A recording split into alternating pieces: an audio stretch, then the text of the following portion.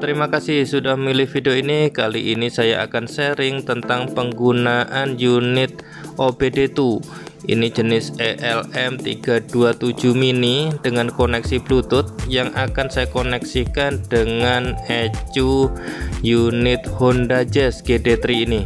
Ya, unit OBD2 ini adalah unit yang sama yang saya gunakan sebelumnya di unit Suzuki R3, namun tidak berhasil koneksi. Namun apakah di Honda Jazz ini mampu koneksi? Portnya ada di bawah setir. Ini bawah setir, di kolom ini ada koneksi yang langsung plug and play dengan unit OBD2 ini. Ya, scanner ECU memang biasanya terkoneksikan pada port konektor ini. Jadi OBD2 nya ini pun juga sudah punya profil khusus. Jadi kalaupun terbalik dia tidak bisa nancap. Jadi pastikan nancapnya sesuai dengan profilnya. Ya, tadi sudah ada sempat berkedip, yang artinya memang power sudah bisa masuk.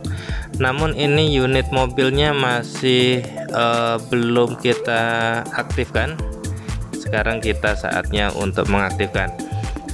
Ini saya ACC saja sebelum start, jadi indikator sudah menyala semua. Namun kita lihat apakah koneksinya sudah bagus. Ya, ini sudah ada respon dengan lampu nyala terus warna merah pada unit OBD. Kita coba cek dengan handphone. Kita aktifkan koneksi Bluetooth untuk searching apakah bisa tertangkap. Biasanya unitnya bernama OBD2. Ya, ini sudah tertangkap. OBD2 sudah bisa tertangkap oleh handphone saya, koneksi Bluetooth. Saya akan coba select langsung saja OBD2. Ini tidak ada koneksi lain. Yang saya khawatir sedang tertancap juga di unit mobil saya yang lain. Ini cuma satu. Ya, ini ada passwordnya normal. Ini kalau enggak 0000 bisa juga dicoba 1234. Dan kali ini saya akan mencoba dengan password 1234 saja.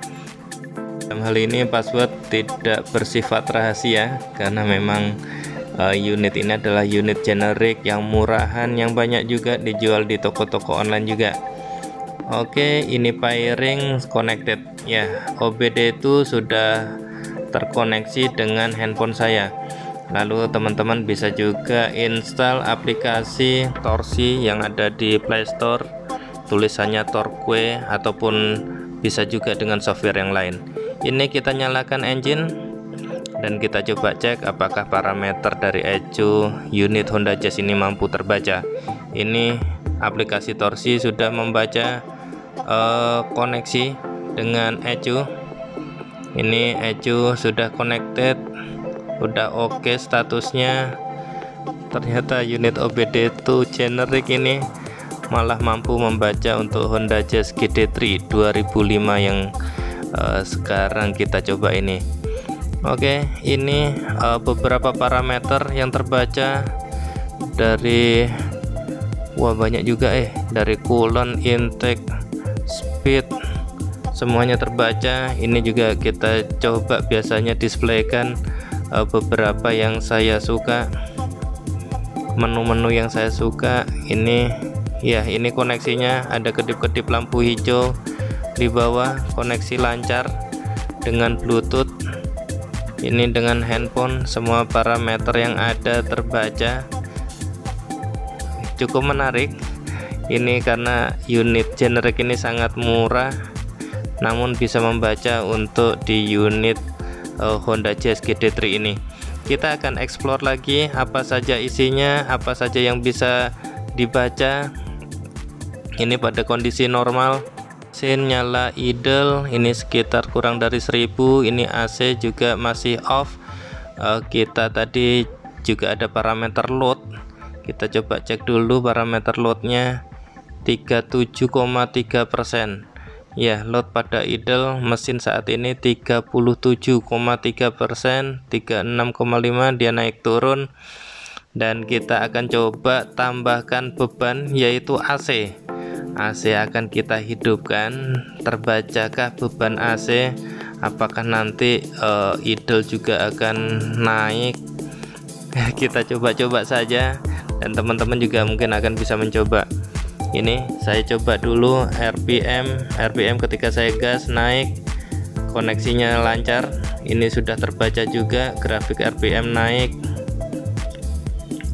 lalu turun. Kalau kita lepas gas dia turunnya gradual, naiknya tadi spontan tapi turunnya gradual ya.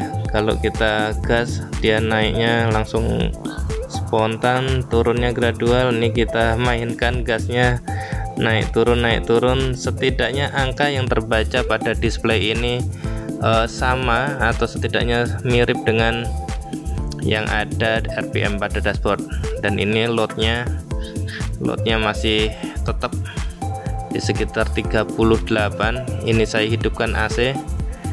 Oke, hidup AC. Wah, loadnya jadi naik nih ya. Ini loadnya sampai ke 50%an. Ternyata kondisi mobil normal dengan AC itu sudah menanggung beban 50% beban. Nih 49,0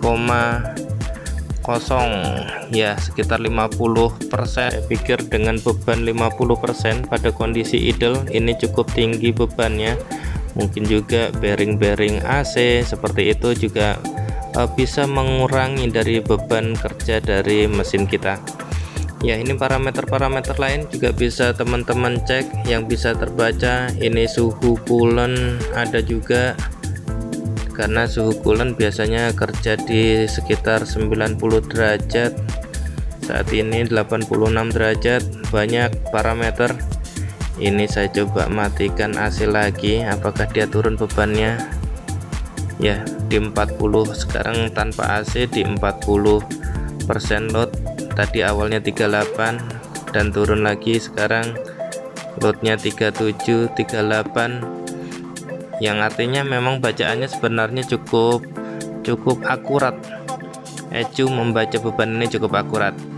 Kita coba apakah mobil ini punya fault, punya kesalahan dari sistem sensor-sensornya. Ini coba kita cek. Please wait, kita menunggu beberapa saat, mungkin dia membaca parameter, ternyata tidak ada fault ya, no fault. Indikasinya langsung terbaca pada display handphone kita, no fault, tidak ada kesalahan. Kita baca lagi tentang faultnya, kesalahannya. Mungkin dia sempat punya kesalahan historik ya. Ini kita coba historinya, sejarahnya, apakah pernah fault. Yang terbaca di memori ternyata juga no history fault ya. Masih aman, sensor-sensor berarti unit mobil ini aman. Tidak ada kesalahan, tidak ada yang putus koneksi, semuanya masih terbaca oleh ECU ya. Teman-teman, unit OBD2 ini adalah unit sederhana, bisa dijual bebas, harga juga terjangkau. Setidaknya kita bisa membaca parameter-parameter yang ada di ECU unit mobil kita. Namun unit yang sama ini pernah saya coba di unit Suzuki R3, ternyata tidak bisa membaca karena unit Suzuki R3 mempunyai protokol bahasa yang berbeda. Dan ini saya coba di unit Honda Jazz GT3, parameter-parameternya bisa terbaca dan koneksinya juga lancar. Ini bahkan ada throttle, bukaan throttle berapa persen saat ini terbaca juga, 9,4% pada posisi idle ya. Menu-menu ini memudahkan untuk kita menganalisa bagaimana kerja dari mesin kita, apakah masih efektif atau tidak. Anggap saja menu yang sederhana, coolant ya. Temperatur coolant saat ini terbaca 69 derajat Celcius, 70 derajat Celcius. Jadi apakah ketika mesin nanti berbunyi, kipas radiator bunyi di suhu berapa, kita bisa pantau. Dan tentu saja yang paling sering adalah RPM. Apakah RPM kita gantung atau lebih rendah daripada setting, ini malah bisa menu grafik. Jadi kita bisa pantau naik turunnya, spontan tidaknya, bisa juga terpantau dengan bantuan unit OBD2 ini. Itu saja sharing dari kami. Terima kasih. Silahkan selalu like dan subscribe channel Doni Senoaji untuk informasi-informasi menarik lainnya.